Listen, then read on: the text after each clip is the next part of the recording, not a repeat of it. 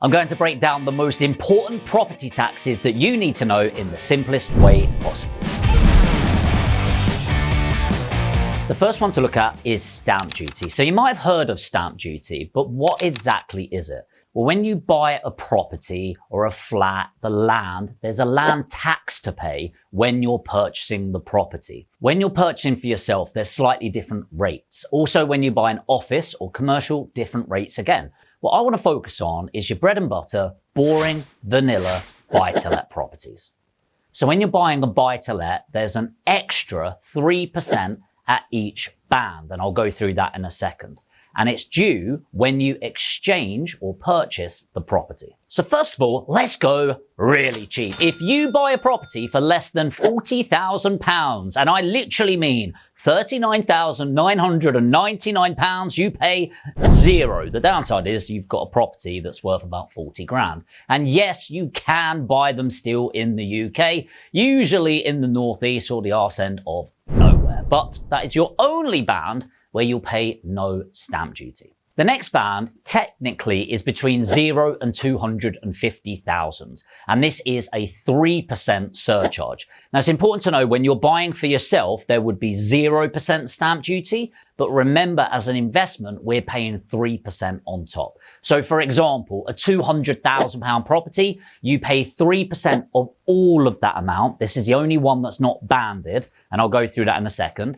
3% of the 200,000, so £6,000 in stamp duty tax. Do you know the really annoying thing is if you sell it to somebody else, they need to pay the tax again. It's not just once on the property, it's every single time. So 0 to 250, 3%. The next batch is everything from 250 to 925,000. There's an 8% stamp duty. What?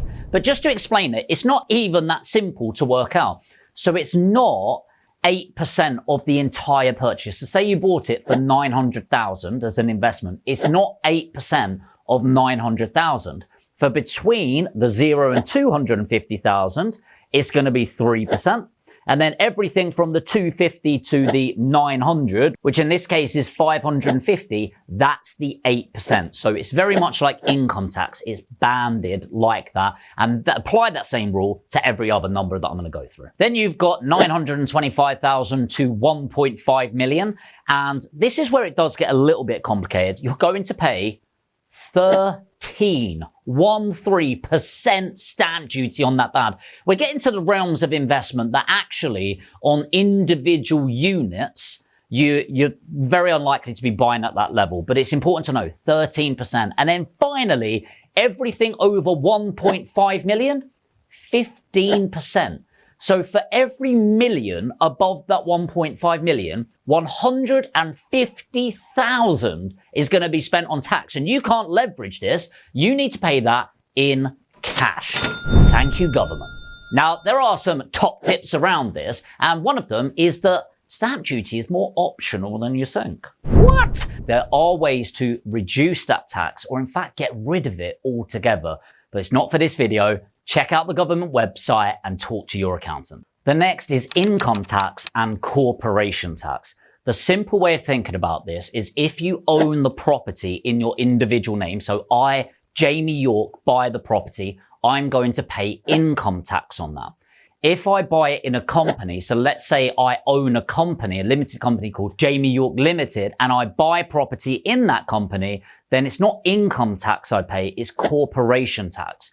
And I don't want to get too complex, but that's because in that situation, I don't own the property directly. I own the company and the company owns the property. So what are these tax bands? So income tax goes from 20%, 40% to 45%. Now, the 20% is the basic taxpayer rate. So most of us have that allowance, whatever it is, 10.5 grand. And then everything above that, we're paying 20% tax on. Then we've got the higher income earners. You'll be paying 40%. What? 40% tax on the net income coming in. And then finally, if you are super duper rich, I think it's at 150K now, you'll pay that 45% tax. Now, there are ways of reducing this moving forward. So you can put expenses against them. So legitimate costs of doing business. But the downside is, due to something called Section 24, really important to know in property, you can no longer claim the interest that you're paying on the mortgage as a legitimate expense. Not good news. This is where owning the company comes in. So when you own the property in the company, the interest is tax deductible. And that's why since Section 24 got introduced, which it is now in full flow, a majority of investors that we work with, they buy property in a limited company, not their personal name. And you pay corporation tax, which is between 19 and 25%, dependent on how much profit you make in that company. And that is tax on profit. Really important to remember that you're only ever taxed on profit.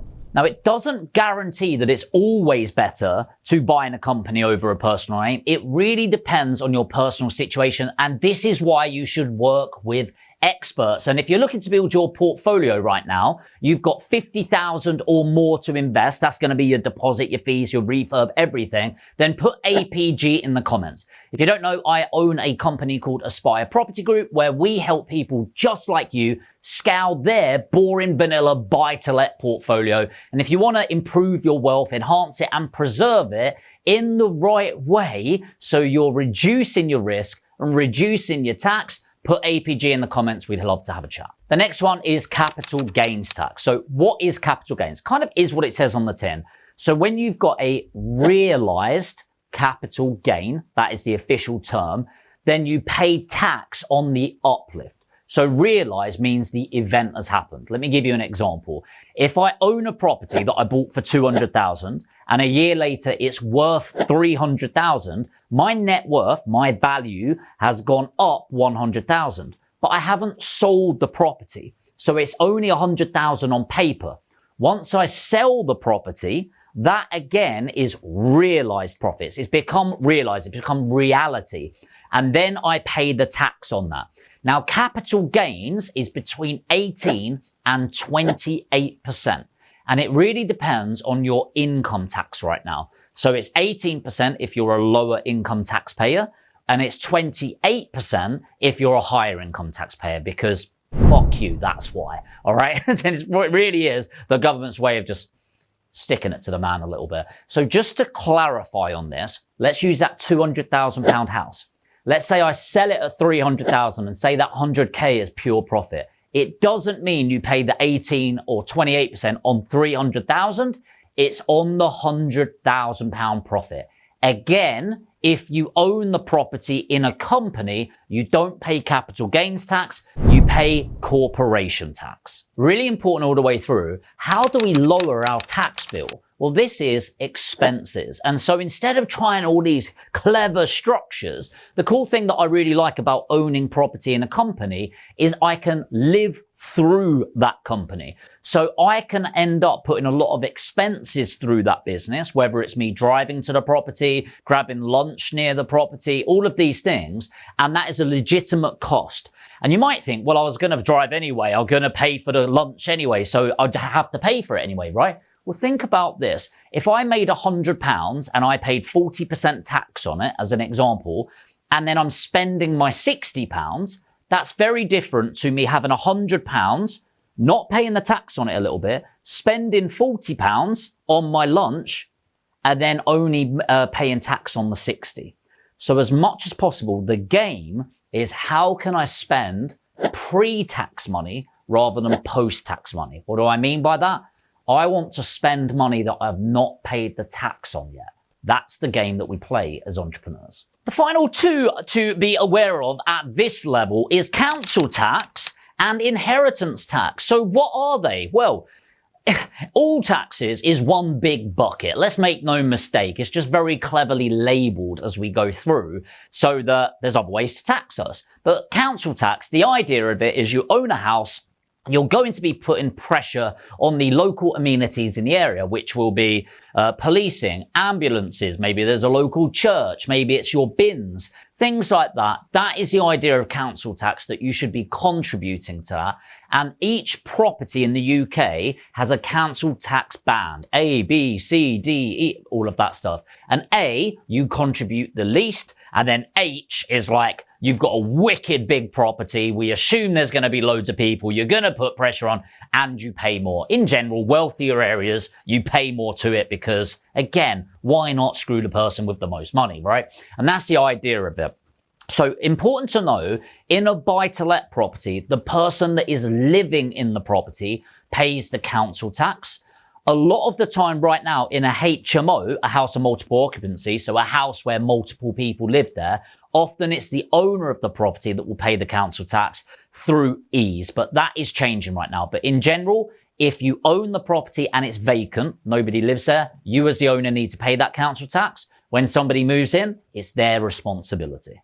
Inheritance tax, as if it's not enough, taxing you when you earn money, taxing you when you spend money, taxing when you make money off of your money. When you die and you're laying there still, they come and take another fucking 40% out of your pocket. Inheritance tax. Brilliant. The death tax.